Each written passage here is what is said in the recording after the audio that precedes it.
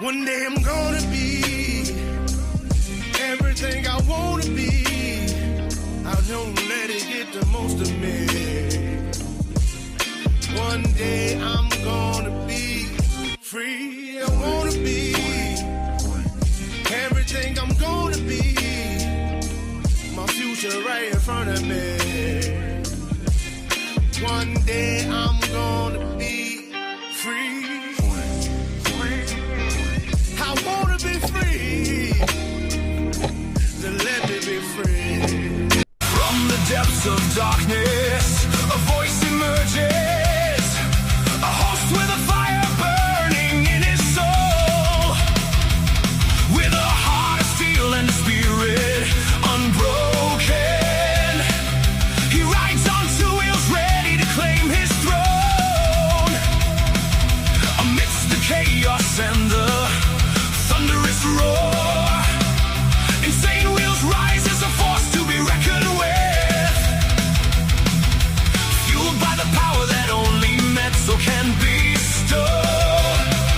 He takes his stand, refusing to submit.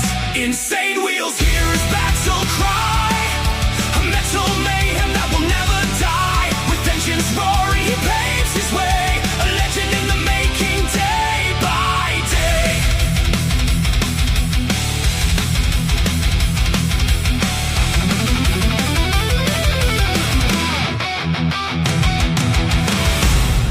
Good morning, ladies and gentlemen. Man, do we have a lot of propaganda to go through today. We've got to let you guys know what is propaganda and what is not. So first, let's go ahead and discuss the title first. Iran war escalates as well as U.S. bases attacked, as well as Trump targets Iran, of course. All right, so let me go ahead and give you guys the chronological breakdown of what we're going to be discussing first, and then we'll talk about the attack on the bases. First, we're going to be looking at Texas flood, fatal flooding. Guadalupe River crested at 37 feet. And it looks like there are people that have actually lost their lives during this. So I think that there's going to be some governmental officials coming out and speaking out on it. And then we have U.S. vows to further, quote unquote, degrade Iranian military capabilities on 6th day of strikes. Now, this is from yesterday, by the way, just so you guys know. We're leading ourselves up into today, which would be the 7th day. And then we've got a primetime speech from Trump yesterday. We're not going to play the whole thing. We're actually going to just play a highlight, probably about 5 minutes worth. But Trump says he is declassifying, releasing, quote, critical election interference intel. Now, I've got some things that I want to say about this as well. But first, we got also next after that, Trump looks towards midterm after primetime address on election security, which is an obvious, I guess. U.S. strikes Iranian tower. Iran claims deadly attack on U.S. base in Syria. Now, that is actually what we have on the thumbnail is this right here. Like as if they actually did hit our base and fucked it up or some, shit. But that didn't happen. There's just claims that that was happening. So I just want to be, honest about that. And then we have Iran-U.S. conflict, drone planes used in combat. We actually have the video of that. So the United States is definitely ramping it up for damn sure. All right.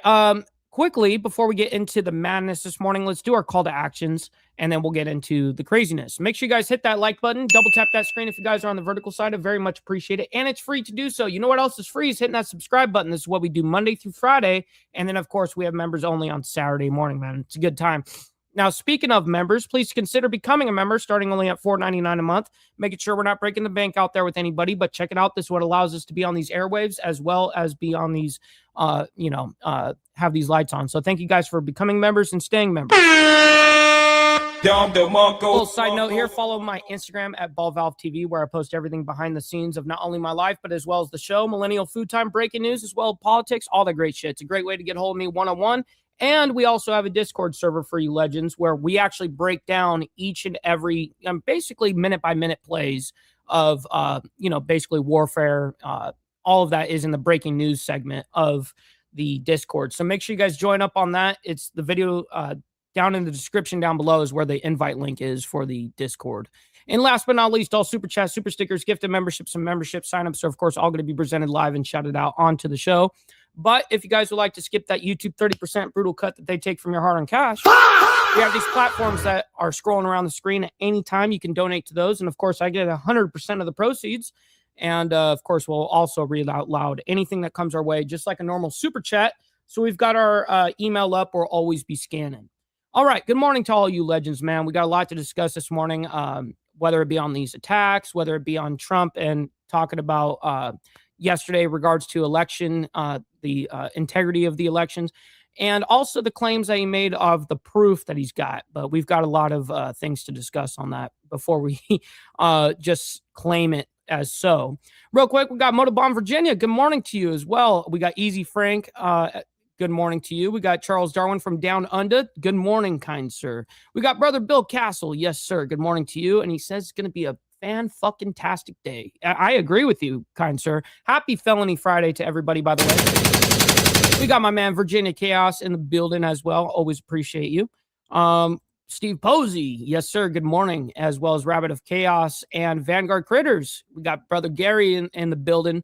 Quick Shoe, my man. Good morning. We got Mr. Jack Telcott. Yes, sir. Blessings to you. Always appreciate you. We got King Adam, my man. It's been a minute. Great to see you in the chat. I always appreciate you. We got Bill Hicks as well. With Bingo Hicks this time. I like that name change. Good morning to you. Great to see you in the chat, my man. Running our way down fast as humanly possible. Got Miss Lotus in the building as well as Prez. Thank you guys for hanging out with us, man. We got a lot to discuss. Yes, Charles Darwin, 37 feet. I don't know if you go by our U.S. metrics of feet. You're like, how many centimeters is that? We got Charlie Rose. Good morning to you. Let's see. We got TNT as well. Good morning. Trying not to skip anybody, I promise. We got Brother Glare. Yes, sir. Good morning. And Virginia Chaos gifting out a membership this morning. All ready to start it off. Thank you very much, kind sir. Not only helping me, but someone else in the IWF. Thank you for that. We got Frogzilla. Good morning. I always appreciate you guys. OG Steve Easy says, I didn't see Trump's speech last night. Yeah, no, I know. I hear you on that. I did watch it. And he made some claims. And then, of course, I did the digging, right? That's what we do around here. So we'll get into those discussions as soon as we get to those topics on our chronological timeline. So first, let's get into Texas. Fatal flooding, Guadalupe River crested at 37 feet. Let's go ahead and bring that up first, and then we'll get into all the other matters. Go out to their coverage right now. They are talking about flooding concerns in Kerr County. Let's listen in. Already lit up, and the emergency services got here and said, oh, everybody's already out. Okay, so, and then they moved on, which was a validation of this entire system. You know, like I said, new technology, real world. What's up, Lolly? Good morning to you. Great to see you in the chat. Happy Felony Friday to everybody. World tragedy avoided within its first year of use, so we're very proud of that. These were just installed, what, 3 months ago? 3 months ago, yes. In real world, showing it in real life early this morning. That's right. And we did start, we're going to walk over there and show you the one that is still up, but we did start with this one just to give you an idea of how much water and how quickly that water moved and how much force was behind it, because how much concrete That's is right. There's 3 foot of concrete underneath that. You can probably see it on the camera. There's 240 pounds of concrete. It pulled it out of the ground. Now, it's to be said that was, you know, an hour or two after it had done its job, but the water was still rising at that stage. At that stage, it had done its job. We lost the equipment. Okay, we're going to come back, reinstall that ASAP so that it's ready to go for the next flood.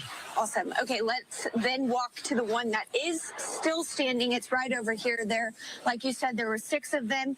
And what's up, No Grow? Good morning. This one went off too. You're going to see us walk, and it's a good ways away and a good ways from. Now, I guess you know, this is just a little byproduct of the craziness that's happening with you know, Texas fatal floodings over there. But literally, they are fatal. There has been people that have died already from this flood. The river, but the water got that high, and that is, it hit all the way up here to alert people. Exactly, yeah. So the parking lot up here was inundated in water last night. You can see these 3 towers along here. It goes off as a unit, off as a system. 6 towers along here. You know, he's got an interesting accent. Crazy loud, lights up the entire area. Like I said, lights up the danger on the other side, and you know, your viewers can see videos on our. You know what's crazy though is how people actually die in minute. That always kind of surprises me, like people dying in floods. I mean, the only way that I really can understand that is if like they were sleeping or something like that, and then all of a sudden it just pours into their house or something. But people actually dying in it, it is amazing. River Century website or on the Fox News channel as well. And I saw you fixing this earlier. Damn, Blair even said one of the rivers crested at 38. Damn. Talk to me, what goes into this to make sure that it's ready to go for the next time? Oh, for sure. So first of all, the technology is really simple. We kept this really simple when we It's what we designed it. need. Resiliency is one of our things that we keep in mind. We've all got backgrounds in the military and aviation and all this kind of stuff where redundancy matters a lot. It's 8-foot aluminum tower. In the bottom, there is water witch switches, which are the same ones that are used. How can somebody not swim though? I'm going to be honest about that. Like, people say that they can't swim. Why can't you swim? Are you serious? You can't swim? I got one leg and I can still swim circles around you motherfuckers. Literally.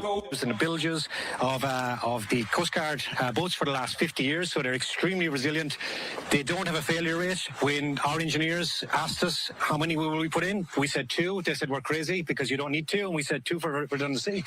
On the front of it over here, we've got the 2 speakers, which are the same. Are those their alarm speakers? It's 124s that are used in emergency vehicles. Oh, wow. So they're extremely loud. On the top, we've got the same lights that are used. What the hell? It is an alarm system. On a fire engine to light up an area when an evacuation is happening. So water is detected down the bottom, sirens, lights go off, red light down the back, and the audio from it is something that you would never expect to hear in the hill country, especially. It's the Bagram air raid siren. There's verbal commands over it saying, flood danger, run to higher ground, and then Yeah, but Lolly, that's as if like the way that you're explaining it is like as if it were like an actual white river or whatever they call those rushing rivers or something. And sure, I can imagine that there are parts of storms that you're going to have that where floods are, raging. But a lot of the times it's just still water, it's just high levels of water that, I've seen plenty of video of it. Repeats for a 6-minute cycle and then lights up the whole area. And as the water keeps coming up, it keeps repeating itself to make sure that everybody gets out of the way. These towers did not, we came down here this morning to check, to recertify, to make sure they're good to go in case another flood came in the next few hours. Now, these rivers, of course, where we're specifically talking about in the rivers, those are going to be moving quick for damn sure. And if people are getting caught up in the river, why are you going out to the river, man? Stay out of that shit. The good news is that they're even more resilient than what we gave them credit for, because we opened them up, checked all the components in it. Batteries are still good. Water witch switches are still good. No debris clogging it up. No corrosion in any way, shape, or form. These things are good to go for the next flood, be it tonight or be it in 10 years' time. Amazing. Damn. This is somewhat of a personal mission for you. Talk to me about. So, wow. Did he's the one that put these up? These alarm systems? From last year, why you decided to then work with this company and get this going? For sure. Oh, I see. So he must be like a resident or something like that and wanted to knew that this is a flood zone. So why wouldn't we have precautions to let people know, hey, if it's coming down, we've got a way to let you know? Yeah, we, after last year's tragedy down here in Ingram and the broader Kerr County, I was working for Dell Technologies at the time. I was a vice president there. And I got a phone call from a friend of mine, Ian Cunningham, and he called me up and he said, listen, this is unacceptable. We have to do something about this, and I have an idea for a product. Can you help me bring it to market? So, of course, I did what everybody does, and I gave up my job, dropped down tools, and we went off on an adventure to try and figure out how could we build the most resilient flood technology out there. And when we looked at past floods, they all have, common things. The power grid goes down, the cell phone service goes down, all that kind of stuff. We can't rely on any of that. I really fucking like this guy. I like that he is an advocate for his community and went out there and then actually... It sounds like either created or collaborated with this company to get these out here. Whether he made them or not is kind of irrelevant, but I'm glad that he took those measures for his community, man. That shows somebody that actually cares. So W this guy. We've got to come up with a brand new technology using resilient components that are tried and tested and proven, and just put them together in a new formula. And it looks like that it's the way that he worded it is like the first thing that happens, power grid goes down, then cell service goes down or whatever. So it sounds like he's got a way of powering these things, probably by solar or something like that. We showed it to the camps down here in this area. We said, would this have prevented last year's tragedy? Yeah, that's right, Kerry. I respect a person that actually executes. I think, honestly, there's a ton of people that will come up with these amazing ideas and then not execute it. Like, tell me how dumb that would be to come up with a great idea and then not execute it. But you know what's odd about it? That's most Americans for you right there, is the lack of execution. So I like this guy. Anyways, W this guy. We're going to move on. I just wanted to highlight that real quick. The guy really went out above and beyond, man, and I appreciate that. We got Seymour Cannabis. Good morning, kind sir. And we got Jamie Lindsay in the building as well, saying good morning. Good morning. Good morning. All right, let's get into this next story here. We have to. U.S. vows to further, quote unquote, degrade Iranian military capabilities on sixth day of strikes. Now, this was yesterday, by the way. We're leading up into today. And trust me, we have a lot to discuss on fact checking what the Iranian state media was putting out and what Trump put out yesterday in regards to his speech. So anyways, first this. You're watching live now. I'm Austin Westfall. A live look at the Strait of Hormuz, courtesy of Marine Traffic. The U.S. military saying that they carried out the sixth consecutive night of strikes in Iran. The United States intensifying its strikes against Iran in the past 24 hours, saying that they hit targets farther north and firing into a ship that the U.S. accused of trying to break its naval blockade on Iran. Iran then retaliated by launching missiles and drones at U.S. allies in the region and warned that it may escalate its attacks. Let's check in with Professor Alon Burstein of the Israel-Palestine Report. He's here with me. Alon, always love bringing you on when we hear of strikes happening in parts of the world that I'm not quite familiar with. We love this guy, by the way. Not quite familiar with. It says northern Iran. They struck more north. I'm assuming we don't have too many details about that. We do have a little bit of details. Tehran being one of the areas targeted, but there was like 2 or 3 other locations up in northern Iran that were also targeted. Now, but in general, what part of the country is that? What might they be firing at? Thank you for having me, Austin. I'm literally looking down on my phone because there's reports coming in right now about potential attacks, but nothing confirmed at the moment. I will say that according to reports that have come out in Iran, the majority of attacks that have been going on in this 5th or 6th wave, depending on how we count, have still been centered relatively in the southern parts of Iran. What is interesting is that the United States tried over the last 24 hours to escalate its attacks, very, very blatantly sending a message to Iran, blatantly saying this is going to keep on building up. It's a little unclear what the United States is demanding. On the one hand, it's demanding that Iran return to the negotiation table. On the other hand, the Trump administration has said that Iran is begging for a deal. So if they are begging for a deal, are we going to negotiate? How is that happening? But what is clear is the range of attacks that the United States have carried out over the last 24 hours have been escalatory in everything, in their target. And real quick, I get a couple of questions from people who are like, how do you get Iranian state, TV and straight IRGC news? How are you doing that? Well, I'm going to be honest with you guys. I'm going to show you how far a motherfucker will go to make sure that we're getting whatever side is reporting on what, because I don't want to rely on the United States media to correspond and let us know what Iranian state media is saying. I want to know exactly, because I know both sides are full of shit, okay? And so I've actually joined a Telegram group. Well, I guess it is a group of basically the IRGC kind of thing. And not really, but like from the people that report media and stuff like that. And it's very interesting watching both sides lie their ass off. It's great. It's crazy. But on the military front, we're not lying on any of those things, by the way. Well, we haven't lied too much in the actual recent.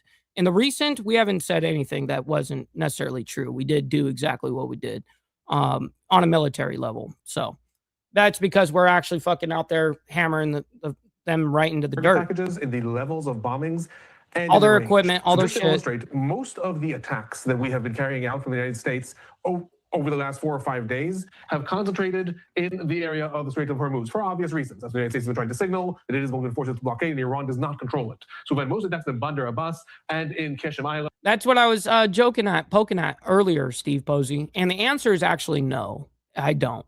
I still swim straight. and in a bunch of areas, Syriac around this area.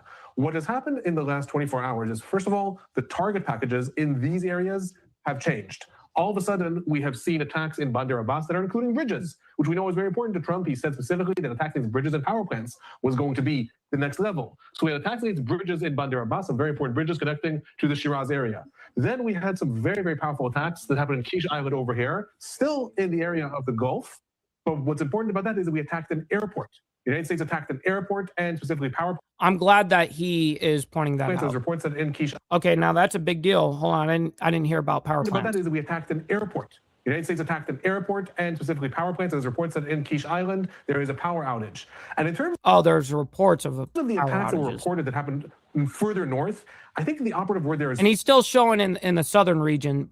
He'll move up into the northern here soon when he was talking about when the host of Live Now asked him about the northern strikes. I'm sure that he's going to show the 3 or 4 cities that, or the locations up there in northern Iran that were attacked. Further, because I haven't seen any reports, not from the United States, but also not from forces on the ground in Iran, talking about attacks in northern Iran. But what we have seen is attacks further north in this area. And here also, in the area of Ahvaz, over here, we had an attack. Yeah, she must have had a good drinking night or something. I don't know. I'm just bullshitting. Hopefully she's doing well. A train station, a train compound that the United States has said is not a civilian target. It is used by the IRGC. And we also had attacks that occurred, I'm not actually finding it on the map, I think it's over here, attacks that occurred against the area that is known as Bustan. It is a city that also the United States has attacked a power plant in that region. There were reports that air defense units have been operated in Tehran, the capital, up here. There's been absolutely no reports of anything being bombed and no reports of the United States that it hit anything in Tehran. So I don't know. Exactly. And that's something that was hard for us as well on our side. That's why when all the strikes I've been breaking in the breaking news segment of Discord has been more of the southern region by the coastline of the Strait of Hormuz.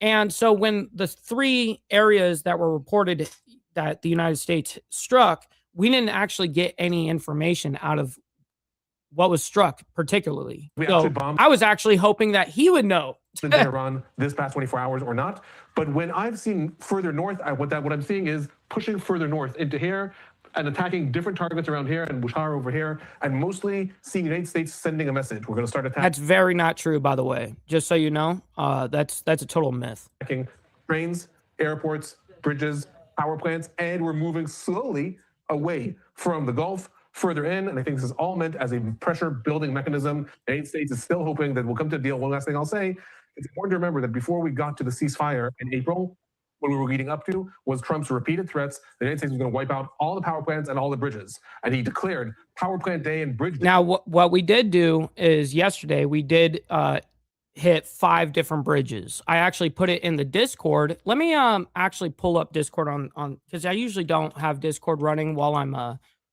streaming because I hate the alerts and all that stuff so that you guys don't have to hear it and stuff. But let me go ahead and bring this up and show you exactly what I'm talking about with the bridges because I have it broken down in the Discord actually. Let me pull this up. Give me a second to like make this full screen or whatever. And then I've got to switch back over to you guys. A second here. Share screen. And breaking news. Okay. You guys should be able to see this now. Let me double check. Okay, you guys can. Okay, so this is inside the Discord, everybody. I just have it under as breaking news. And that's where you guys can see where I'm putting a lot of Iranian state TV reports. I'm giving out United States reports. I'm giving out Associated Press, Reuters, whatever. But a lot of this, it does come out minute by minute by the group that I'm actually in of communicators regarding this whole war. So let me show you the bridge that we're talking about here. There's 5 bridges actually. So let's see. I'm trying to look for it right now. Okay, so this is images of, so the video images of airstrikes on 2 bridges. I'll bring this up. Give me a sec. And let me go ahead and put the volume on too. And let me hide this. There we go. That's one of the bridges. Now, these bridges are very important to Bandar Abbas, which is their #1 port in the country, really. But that's right there in the strait, in the very choke point, the tip top of the choke point of the strait.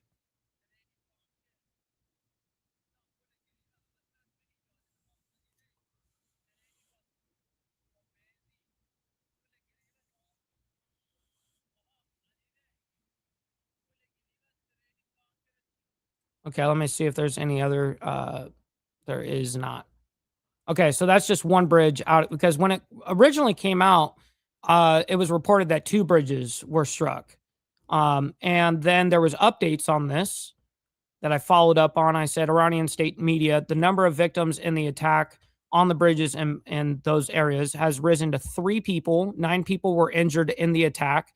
Traffic of the Bandar Abbas Lar Highway in the vicinity of Bandar Kamir has resumed, but it is moving slowly.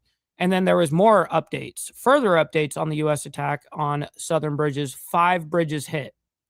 And then what bridges were attacked here? I can't pronounce these fucking bridges. Garvea Bridge, route connected to Bandar Abbas and Kamir and Lar.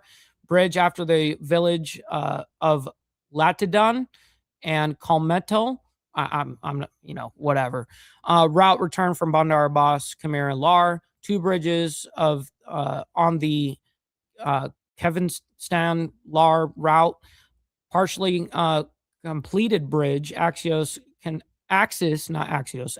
connecting Bandar Kamir. So it's a lot of the area in the port. Those are very special and neat. Those are bridges that are very important to all of the port. And then there was another update, I think. No, that was the latest. That was the latest on that particular aspect of bridges and stuff. Okay, so let me go and get back into this. And why is it still sharing? There we go. All right, now let's go ahead and get back into this real quick. Was going to happen, and all of a sudden, a day before that, we had the ceasefire. I think Trump is probably gambling that similarly. What's up, Mr. Al Patterson? Good morning to you, kind sir. In that Happy Felony Friday. Direction may bring Iran back to coming to some sort of deal, maybe something more what the administration would like to see. I think another question people have: the U.S. military says they're continuing to carry out strikes in an effort to, quote, further degrade Iranian military capabilities. They've been saying this night in and night out. What do we know about what is actually left of Iran's military capabilities? So the message, I would argue, is being made deliberately vague, because ultimately, yes, I don't tell you guys to like send in money or any of that shit, but I do ask you guys to hit that like button, double tap that screen. You guys don't have to like all the craziness that's happening around the world.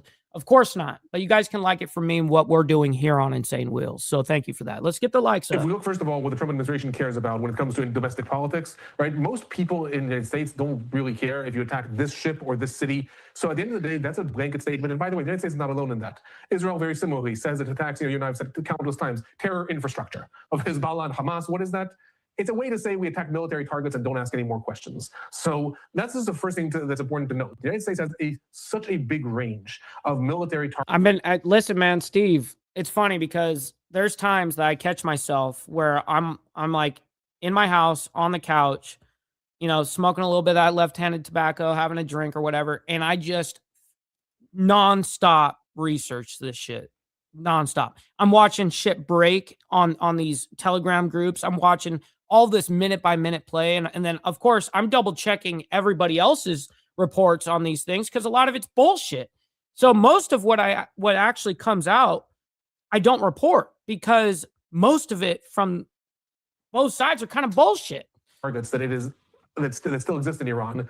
If this could be anything from Mr. Al Patterson gifting out a membership, by the way. I can't thank you enough for that. Helping out not only me, but helping out someone in the IWF, my man. Thank you for that. Missile launching pads, areas that they use to launch drones in the area of the Straits of Hormuz, ports that are used for the smaller IRGC boats. The main Iranian fleet may have been... the Mosquito fleet. We've talked about that many of times, and we have done a number on the Mosquito fleet because that's really what they had on what they could manned equipment.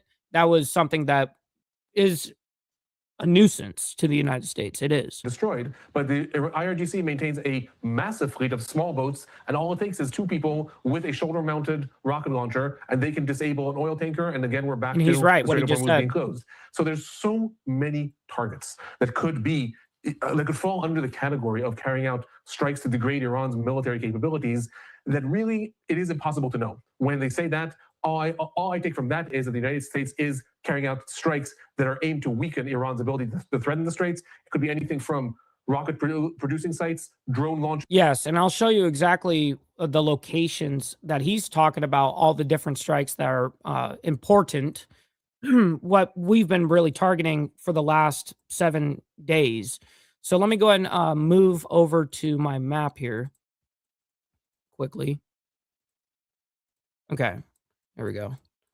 So majority of the strikes that we have been doing have been obviously Bandar Abbas, and little locations outside of not only Qasem Island has also been struck, but inside of just these internal coastline little cities or whatever.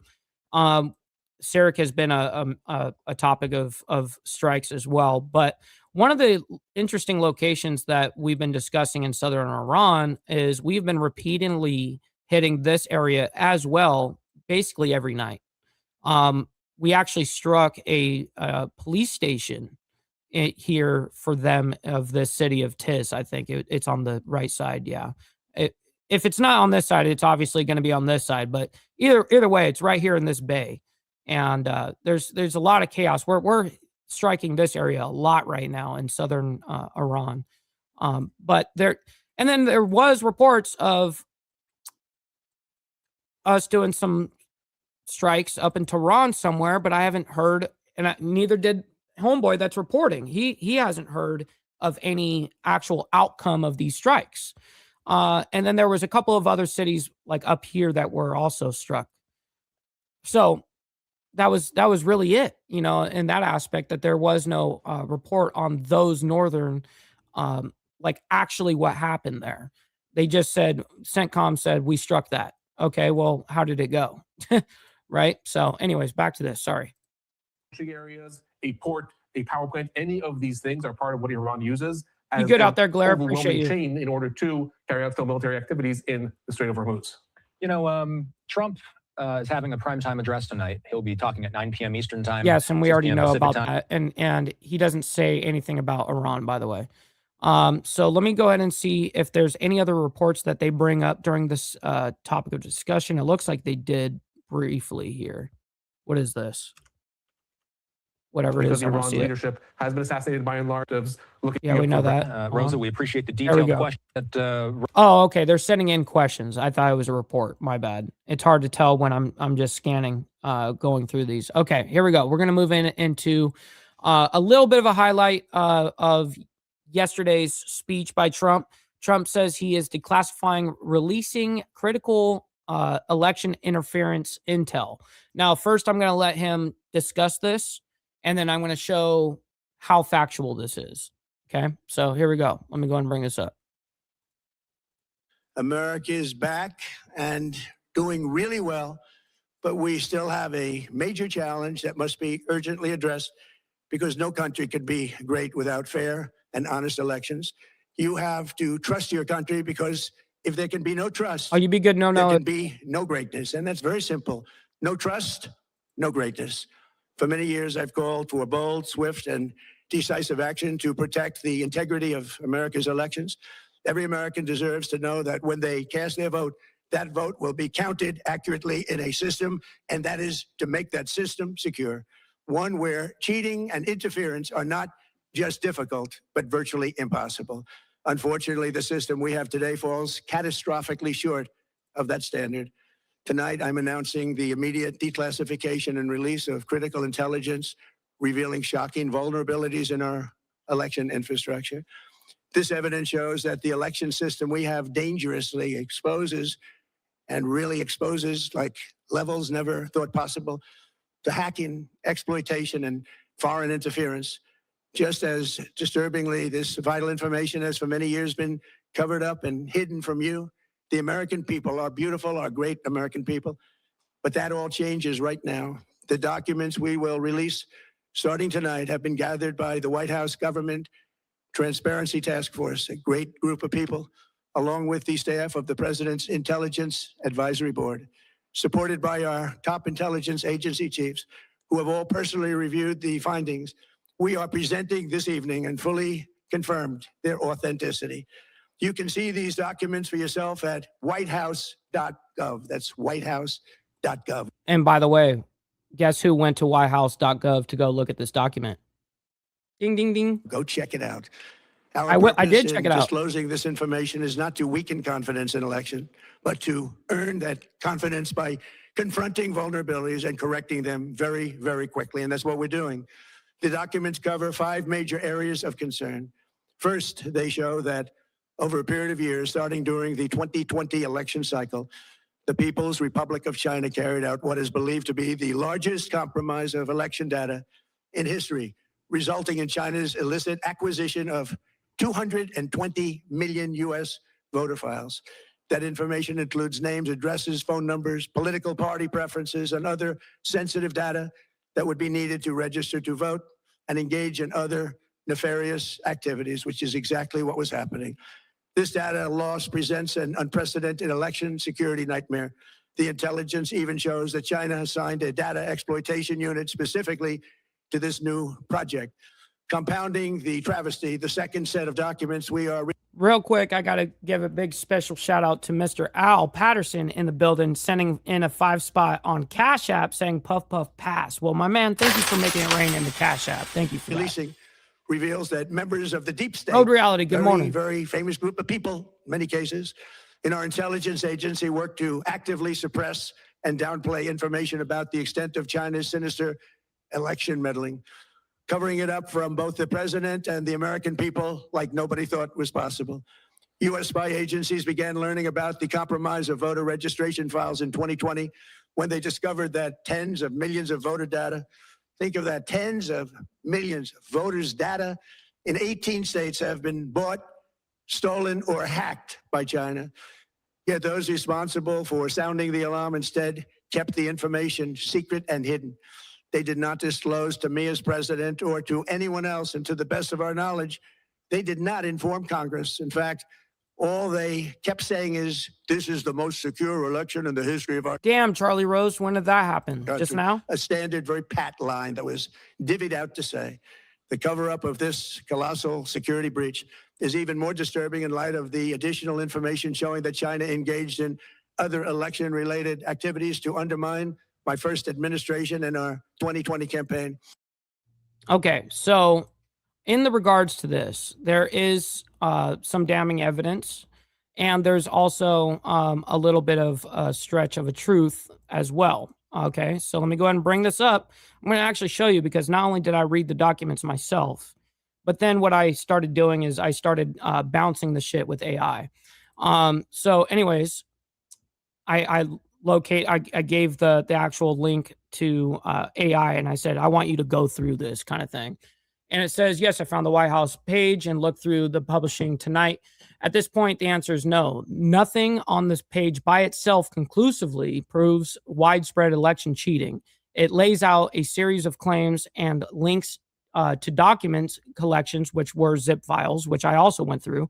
But those claims still need the underlying evidence to be independently examined and authenticated. Now, here is the breakdown of the major sections. Election voting machines. The White House states that the intelligence assessments show Russia, China, Iran, North Korea, and others have the capability to compromise election infrastructure. It also says centralized voter databases are vulnerable to cyber attack, which is a bad, that's a big problem, actually. And what this does prove is foreign governments have cyber capabilities. U.S. intelligence has long viewed election infrastructure as a cyber target, and it is.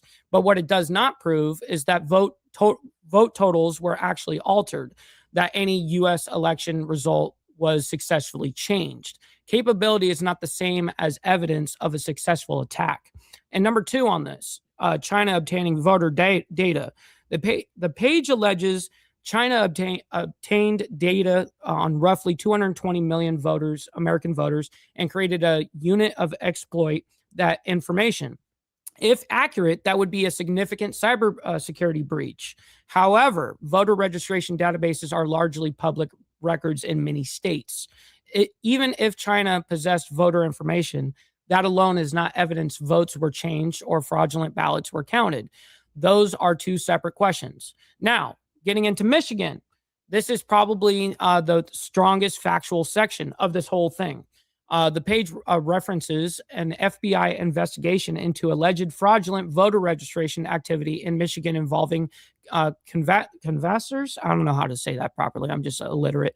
Who allegedly submitted false registration forms and forged names.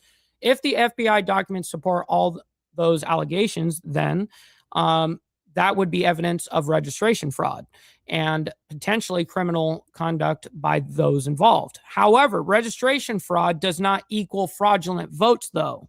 Someone can submit fake registrations that are later rejected before the election day. Whether fraudulent ballots were actually cast is a separate question that would require additional evidence. Number 4, non-citizens on voter rolls. The White House claims DHS identified approximately 278,000 non-citizens registered to vote. Important distinction. Being registered does not automatically mean somebody voted illegally. To prove election fraud, investigators would generally need evidence that the person voted, the person was counted, or the vote was counted, and it was cast illegally. So is there proof of cheating? Not from the web page itself. The page contains claims, summaries, and links to supporting document collections. Whether those documents actually prove election fraud depends on what's inside of those and whether the evidence withstands independent scrutiny. As of tonight, major reporting organizations have reviewed exactly what we are talking about here, this document, and including Associated Press. That was them that reported on it as well. So on foreign cybersecurity, evidence of concern? Yes. Proof of outcome changing? No. China obtained voter data? Potentially yes. Proof of anything outcome changing? No. Michigan registration fraud investigation? Yes, if FBI files support it, and not by itself, but it would be worth the investigating. And then, of course, non-citizens on voter rolls is absolutely worth investigating, but it's still not proof that they voted illegally. So anyways, that is what I've got on that aspect. And I also went through the documents myself as well. So let me go ahead and bring up our next story here.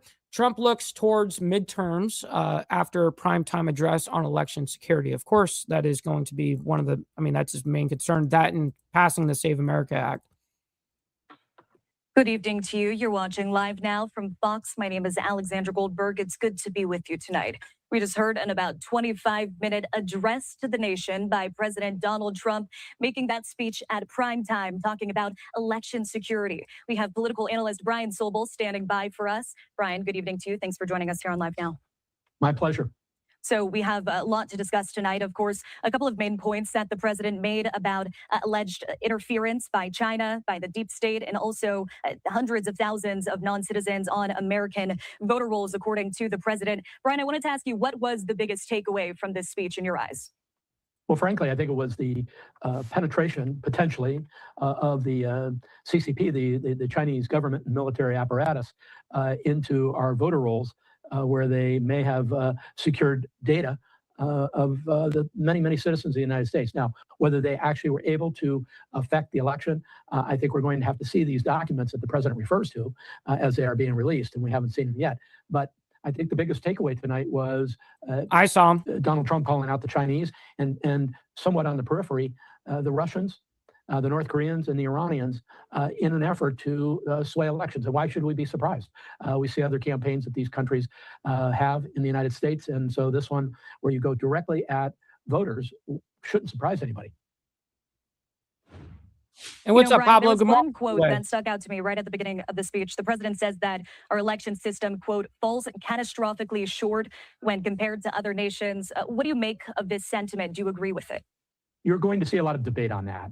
It's one of these things where he was making a case really for the Save America Act, which is what he referred to late in his speech about providing ID before you vote, removing mail-in ballots and some other things that he thinks and other people think would increase the ability to keep countries like China from tampering with our voting. But when you think about the last 15 years, Alexandra, of data collection by rogue actors, would it surprise anybody that they've worked really hard to somehow get on the inside of the voter data rolls and to see whether they can sway an election in the direction that they would like? Now, having said that, we're going to have to see the evidence. And I think there's going to be a lot of debate about what is found and what's going to be released. But if some of this information was suppressed because the people... So I got a question for Steve Easy in particular, because he's following a certain thing that I want to clarify.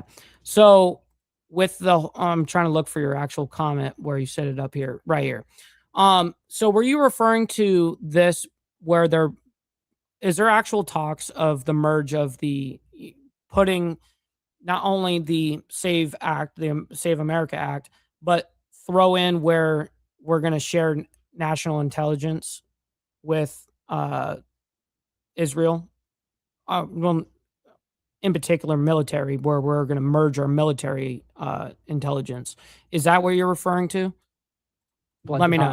In 2020, felt like the American people either couldn't handle it or they had other reasons for not releasing it. That's not good. Fuck. Brian, I want to talk about the midterms, of course, just in a couple of months. Before we get to that, is the Republican Party united under this messaging? No, I think there are a lot of Republicans who want to pass the SAVE Act, but it's hung up in the Senate right now. I don't think everybody's in agreement with all of the SAVE Act. Certainly Democrats aren't, but Republicans basically want to get in behind the president on this. But it does require some additional efforts by states at the ballot box, and that includes taking a look at somebody's ID before they vote. So that's the particular bill that they were trying to pork fill this with their bullshit with this whole intelligence. Wow. Okay. Yeah. If they decide to throw that in there where they're voting on the Save America Act, but they're also including the whole sharing intelligence thing, yeah, that'd be a big reason to vote no on. We need to make sure that that doesn't happen. And then guaranteeing that the people who come to vote are American citizens. And so you heard the president tonight talk about... So a super, super, super rare W from the Democrats for shooting that part down. But still, they didn't vote it down for the same reasons that we're voting it down for. Or maybe they are. How they've uncovered several 100,000, it sounds like, people on the voter rolls who are not American citizens. These kinds of things are issues that have to be cleaned up. Whether they affected any election materially is really the question. And we won't know that until we see the data and can sift through it and decide how much of it is opinion and how much of it is fact. I think the president could have eliminated this idea that the 2020 election, which he's been fighting about since 2020, and whether he was jobbed out of the presidency. I think we'll see. I mean, if you're going to clean up elections, which is a very laudable thing to want to do, I think you've got to leave some of these other issues out of the debate and just go at the information and prove that the Chinese have meddled, as an example. And what are you going to do about fixing things? And again, what I also pointed out in the breakdown of the release of this document that went through, well, multiple documents, of course, but it is worth investigating. I always say, like, investigate the shit out of everything. You know what I mean? And try to figure out what the actual truth is, right? So real quick, we have a rapid response from Trump here, it looks like. Decisions for themselves. Take a look here. This is a White House X account. This is a direct quote from the president saying, "Great damage has been done to our country. Our elections were left vulnerable to being rigged and stolen, and the trust of the American people was lost. This cannot be allowed to continue. Every American, whether you're a Republican, Democrat, Independent, or otherwise, should be able to agree that we deserve the most secure, honest, and fair elections system anywhere in the world. Secure elections should not be a partisan issue." Brian, I'll bring you back in here. How are Democrats reacting to this? Well, I think Democrats believe it's the president relitigating his loss in 2020. However, if they will take a fair look at the evidence, as we all will, and make our own decision, and then come out and say, hey, there's some smoke there. There's a problem. That would be, I think, in the best interest of the nation. And the idea that there may be vulnerabilities in our system, I don't think anybody can deny that. Of course there are. Why? Absolutely. I mean, there's a lot of vulnerabilities within our election process, of course. And I definitely am somebody that wants to make sure that we do make it secure and actually real, and it reflects the actual people. That's what I wanted to do, for damn sure. Would our election system be any different than our credit cards and everything else we're dealing with? Smart players who are data and tech savvy are way out ahead of some of us in terms of figuring out ways to change data in their own favor. And I think if the president had wanted to not get into the 2020 election again and just said, hey, I have found some major issues that we need to solve as a nation collectively, and it has nothing to do with me or 2020, I think that speech would be better accepted by Democrats, but we'll see. I think if Democrats are fair, and if they see the evidence, and if the evidence shows that there is a systemic problem, then he has to deal with it. And then one other thing, Alexandra, that's really important. I listened very carefully to what the president. It's funny, Charles, is I grew up throwing boomerangs. I don't know why. I got gifted a boomerang when I was a kid. And so I used to throw that thing around all the time at the parks and shit. He didn't necessarily say 2020 was totally rigged. He said it could have been rigged, in the sense, I'm paraphrasing, that the system was vulnerable. Doesn't mean that anything happened to such a scale that it affected the election. So, words matter. I think whoever helped him write the speech made that distinction pretty clear in his words, so that they could defend his feeling that there could have been wide-scale data changing in 2020, but maybe not, but maybe. All right, we're going to go ahead and leave it at that. All right, we got to move on. And Slump says, LOL, what's the evidence? Well, I just went through the said evidence, and there wasn't direct evidence. But there is, by itself, it's not direct evidence. But is it worth investigating? Of course it is. But nonetheless, let's go ahead and move on into U.S. strikes Iranian tower. And then Iran claims deadly attack on U.S. base in Syria. Now, this is what I made as the thumbnail.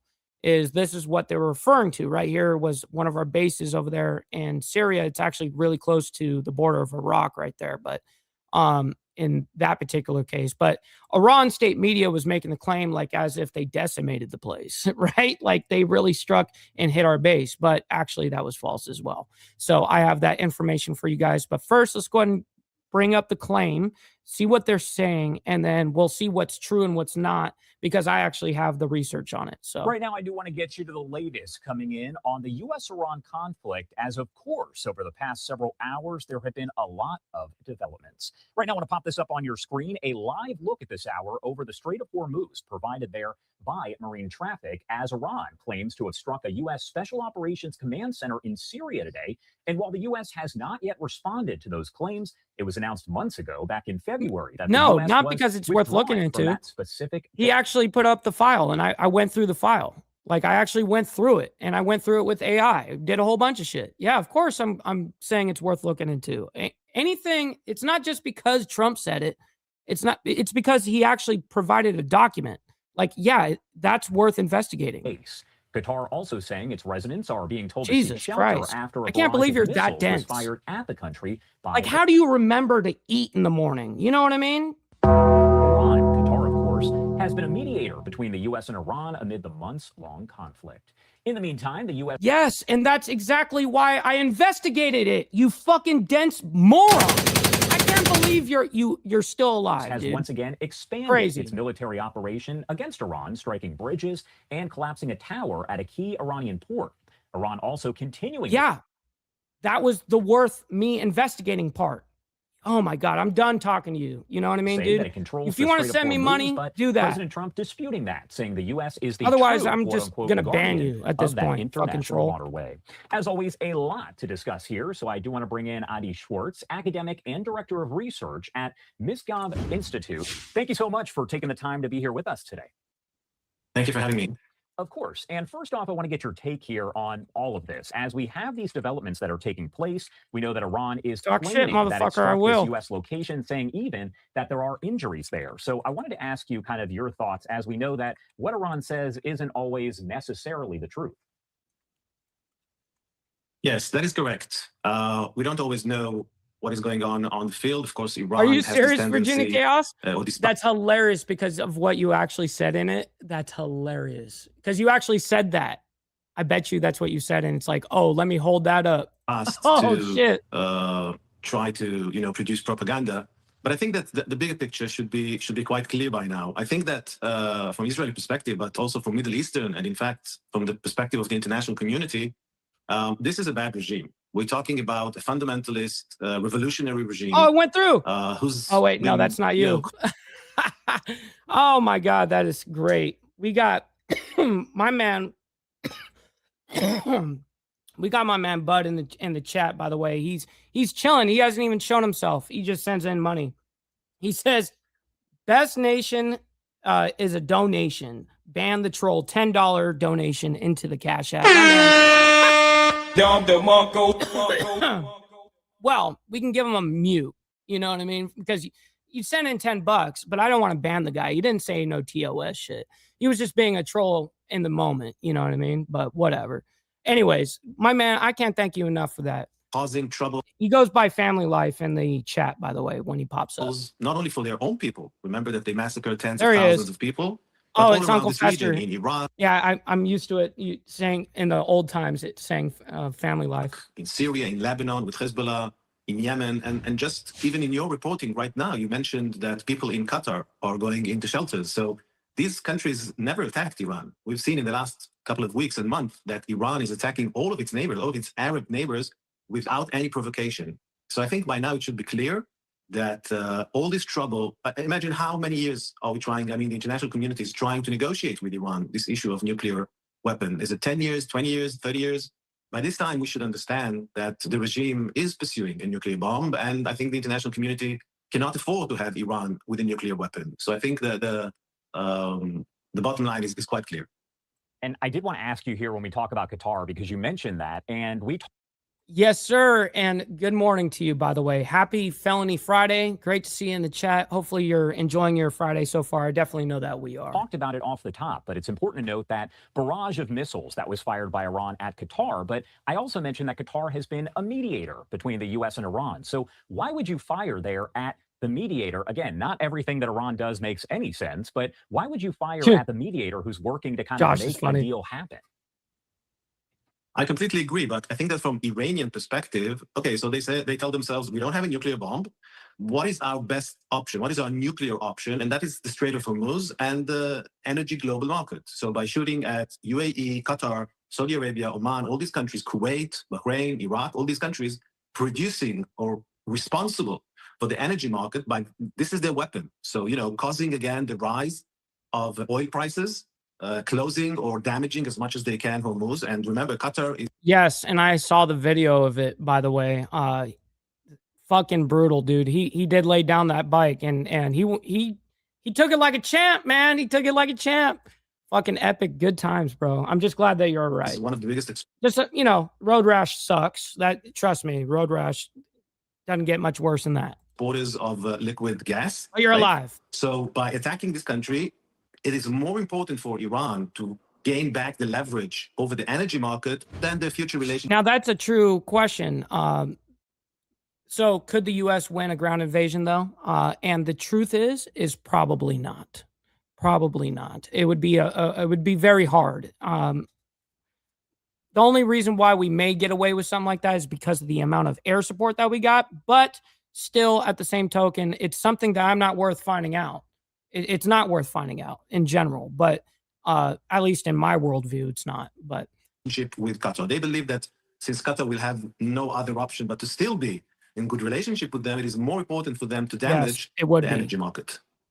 The US strikes on Iran. Obviously, they're expanding that campaign, talking about the U.S. military. We know that they've now struck those bridges. They've struck and collapsed a... Yes, we struck and collapsed 5 bridges. A key tower, they say, over at a key port in Iran. How significant is all of that when you step back and take a look at the situation that, again, began with the start of Operation Epic Fury months ago? What I think it is. I think it is important, and I'll tell you why. Because there's a difference. Until now, the United States and Israel tried not to harm the basic infrastructure of the country, the economy, all the bridges, all the roads, all the train tracks, etc. That there was an attempt not to attack all these, and it was clear that this is a different stage. This is a new stage. By attacking infrastructure, civilian or dual usage army infrastructure, that is. Now, right now, I'm waiting for him to basically talk about the response that Iran made and making the claim that they responded and hit one of our bases over there in Syria. And how truthful is that? That is a different level. I hope that they answer with actual knowledge behind it. And I think this is still the beginning.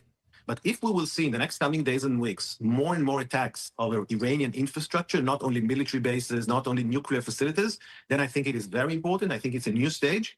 And we'll have to wait and see what would be the Iranian response. Because until now, the Iranians threatened that if they will be attacked, they will attack the energy infrastructure in Saudi Arabia, in UAE, which we have to know is very vulnerable. So we'll have to see how it plays out. But this is indeed, I think, a new stage. As we look at this photo here, this was provided by Secretary Pete Hegseth showing the collapse of a tower there. Real quick, before we get into him talking about that collapsed tower right there, we got my man Al Patterson sending in another 420, by the way, saying for the overtime. Yes, we did hit just an hour just now, so we are going to be going into a little bit of overtime today. So you know what they say about overtime? No tax on tips, no tax on overtime. Send in your freaking money. I very much appreciate the overtime pay, kind sir. Now, it was posted on social media by Hegseth without really any explanation or anything of that nature. Now, of course, we know exactly what's... No, I do not think China would intervene. The only thing that they would actually go at a full-scale war over at this point, like right now, would be in the regards to Taiwan. That's it. Going on there. But as far as where we go from here, do you see the possibility of any kind of peace deal down the road as you're and looking that's true at too, this Steve, but they're willing to wait. And a lot of they're an differences interesting breed between the U.S. and Iran right now as everything stands? Well, I think we have to bear in mind that the term peace deal is understood very differently between people in the United States and indeed in the international community. Yes, you as well, Charlie Rose. We always appreciate you hanging out with us. And how it is being understood in Iran. Iran wants to gain time. They want to reconstruct everything they have. The meaning of a peace deal is not exactly that Iran would become a peaceful country. No, it means the cessation of hostilities, Iran making as little concession as they can, kind of like the MOU, only to regain power and to be again, to reflect their power all over the Middle East. However, I think that people in the United States and elsewhere in the international community understand it as, bringing back Iran to the community of nations, to the family of nations. I don't think that this is where this regime is going. This is not what they want. So I'm sorry to say, but I think that at this point of time, there is no good deal unless, we'll see a total capitulation from the Iranian side. But until now, we don't see it. So I think that at this moment, there would have to be major concessions coming through with Iran. And that's what Trump is really trying to attempt right now. He's really trying to hammer them down to get them to wave the white flag and make real big concessions. And I don't really see a very good exit strategy for the United States right now. And that's our worry. It's very difficult to see a peace deal in the sense that we would like to see it. Iran going back to be part of the international trade and international diplomacy, etc. Well, yeah, I mean, they did have that meeting, and the major topic of discussion was actually what you're actually kind of talking about, because yes, did China agree to having the Strait open and all that stuff? Yes, they agree that it should, but that's not really what their main topic actually was. It kind of actually was in the regards of like what you're talking about. That's why you saw all those people, all those company executives, CEOs, all these people that were going with Trump with this, because it was to kind of negotiate that out a little bit and look how much influence that we got that provides for your economy. So, it's like a 3-ring ordeal that they're dealing with there. And truthfully, the only thing that Xi cared about during that whole meeting was really the topic of Taiwan. That's if you heard the Chinese reports and what their actual like translation of the way this whole thing went, all they really cared about was Taiwan. So, anyways, different priorities for like every country. I don't see it happening unless something very, very surprising will happen. And I do want to show you, I don't know if you can see this there on the bottom of your screen, but we always want to hear from the viewers at home and get their take on all of this. So all you have to do is scan that QR code on the bottom right-hand side of your screen if you want to vote, or go to livenowfox.com/connect and go to vote now, and you can actually sound off here. Nothing's showing up just yet because we just posted this, but the question that we are posing to you is, what concerns you most about the U.S.-Iran conflict? And the options there: the war escalating even further, the safety of the U.S. troops. On the escalation aspect, the one thing that I just hope that we absolutely do not do is put boots on the ground. Please. I'm just like praying for that. Higher gas prices there, or the global economic impact. Now, obviously, And I think Trump knows that would be a major risk. All of those important, but if you do want to sound off, we're going to leave that on the bottom of your screen with the QR code. Also, you should bookmark that livenowfox.com/connect page, because that's where you can access all. Now, okay, I want to see if they get into the aspect of the response that Iran made. I'm not willing to sit through 30 minutes of it. Here it is. Iran claims injuries after striking U.S. base in Syria. Now, this is what I wanted to see if they actually have the context to this. Hopefully it will. And of course, my final question always is going to be, what should we be watching for? What are you going to be watching for in the coming hours, days, weeks here as we see the situation there between the U.S. and Iran, but also Israel and Hezbollah? So I think that on the Iranian theater, I don't know why he brought up this this headline if he was not going to ask exactly that aspect. Anyways, that is very important to see what exactly is being. I'm sure they're going to struck. talk The more about we it. will see He just brought it up early. Damn it. Let me go ahead and fast forward a little bit here. this response. How are they responding? Are we responding? Are we going into a next level? So this is the most important thing to see. I think that for the time being, it seems. I hope I won't be surprised to the worst. But at this moment, it seems like this is the main theater, and I think that as you can see, for now, Israel is not even involved in the Iranian theater. So it's mostly Americans. This is, I think, the developments that should be followed. All right. Thank you so much for taking the time to join us here, helping to break down all of the developments. There's so much happening there in the Middle East, and we're going to keep a close eye on it. Anything that we maybe missed, anything that you want to make sure to add here before I let you go? I think that the bottom line is that whatever we're trying to do, at the end of the day, I think there's only one. Okay. So they really weren't showing that aspect of the headline. So I think he does up here. Thank you. Have a good day. Here we go. When he leaves. And I do want to pop this up on your screen as we continue to cover everything related to the U.S.-Iran conflict. This is from Iran International English. It says a senior Iranian official said Friday that any location used to launch attacks against Iran would become a legitimate target for retaliation, warning that if Iranian infrastructure were attacked, quote, no infrastructure would remain elsewhere in the region. Now, a member of Iran's expedient. So this is the aspect of like, yeah, we actually did some damage in Syria over there. And let me go ahead and bring this up. And let me go ahead and see here. Let me go ahead and find it. Sorry, it's going to take me a second. Let me go ahead and continue this real quick. Council Let also me said find that it. decisions over the Strait of Hormuz rested with Iran and Oman, adding that countries from outside the region could not decide its future.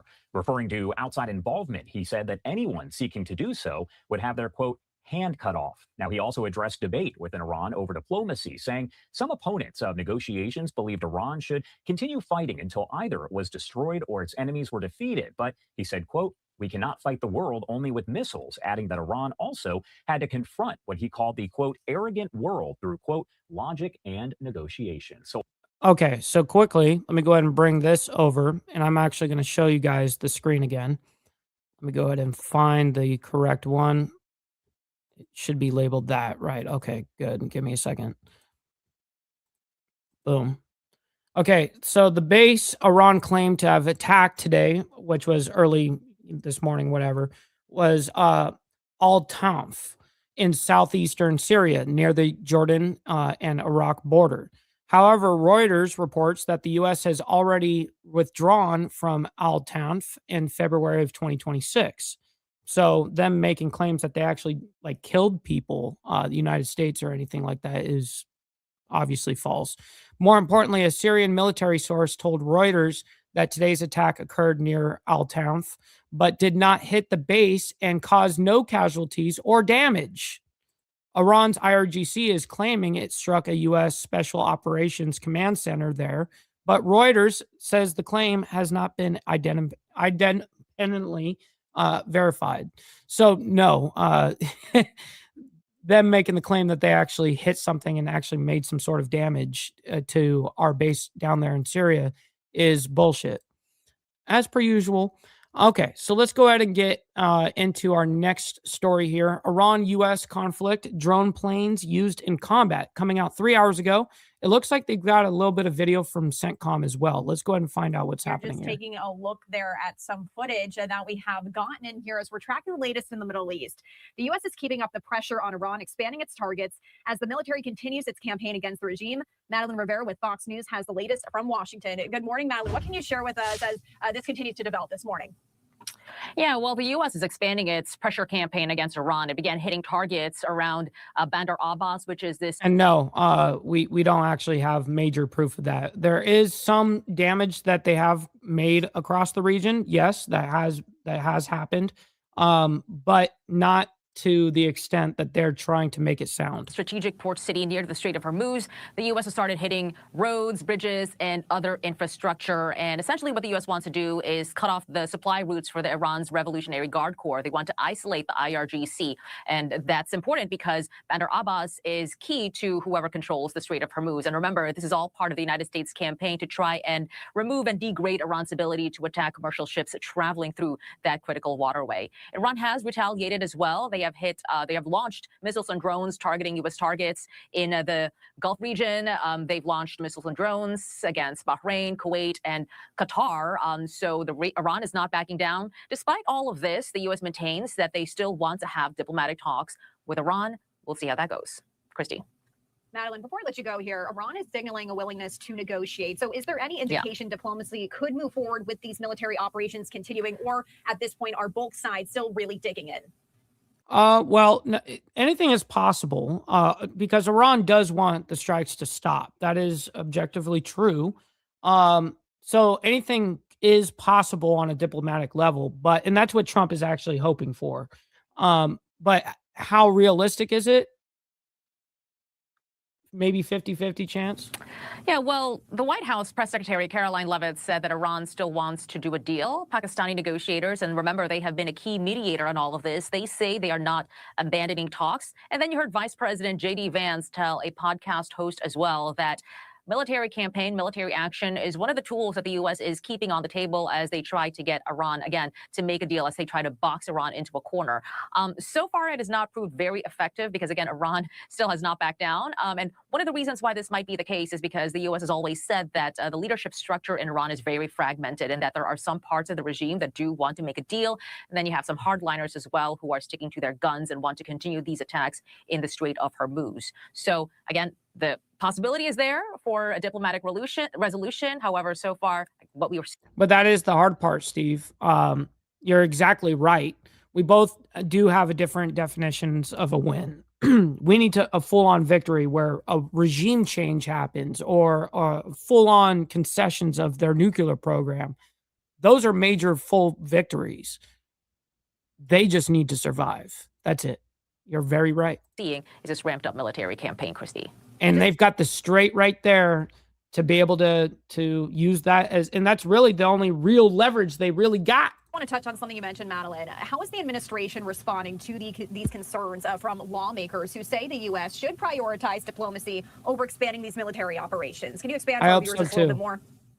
Yeah, well, you'll probably hear from the White House what they've been saying all along is that, yes, they are trying to pursue diplomatic talks while at the same time trying to exert pressure on Iran by doing this military campaign. So I guess in their eyes, they're looking at it as if you can walk and chew gum at the same time, that you can pursue two parallel routes here, all with the same goal of trying to get Iran to come to the negotiating table. Again, the White House's goal, they say, is that they don't want Iran to have a nuclear weapon. There are so many other things here, of course, that kind of make these debates and conversations so much more complicated. But I think what you'll hear from the White House is that they are trying to pursue both of these routes as the White House says they want to negotiate from a position of strength, which is why they're pursuing this military action, Christy. My last question for you, Madeline. With Iran launching attacks on several countries in the region, is there concern that this conflict could spread beyond Iran as well as the Strait of Hormuz? Yeah, in some ways it already has, right? You have seen Iran retaliate and launch missiles and drones against U.S. targets in the Gulf region. It has not progressed to a full-blown war in these countries, but certainly there are neighbors, allies that we have in that region that are being affected. And listen, it really is a house of cards. This shit could all fall apart very quickly for anybody, really, in that aspect. By Iran. So in some ways, you can see that this conflict has already started to bleed beyond Iran's borders. In fact, Kuwait said today that Iran hit a desalination plant in their country. And that's pretty significant because Kuwait, as a lot of Gulf countries, they don't have a lot of fresh water. So they rely on these desalination plants for their water supply. So the fact that Iran hit one of those plants in Kuwait is a pretty big deal, Christy. A lot to watch here. Madeline Rivera, Fox News. Thank you so much for joining us. We appreciate it, as always. You got it. All right, ladies and gentlemen, looks like we are wrapped up for the morning, man. I can't thank each and every single one of you guys enough for hanging out with us, supporting the show the way that you guys do, hitting that like button, double tapping that screen, commenting, all of that stuff. It goes a long way. And thank you guys to the members that have signed up and the ones that send donations, all of that, man. I'm very honored to be able to do this Monday through Friday. So, of course, that concludes our week. But, of course, we do have members only. Speaking of members, we do have members only tomorrow morning at 10 a.m. Central Standard Time. And we don't discuss any of this craziness. We actually have a fucking good time. So, anyways, listen, make sure you guys be safe out there. Much love, honor, respect to everybody. God bless you guys. And we'll see you guys here. If I don't see you on members only, I'll see you on Monday, 10 a.m. Central Standard Time. Much love to everybody.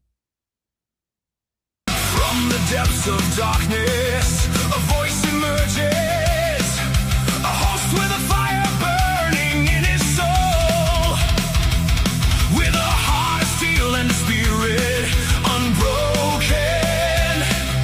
He rides on two wheels, ready to claim his throne. Amidst the chaos and the thunderous roar,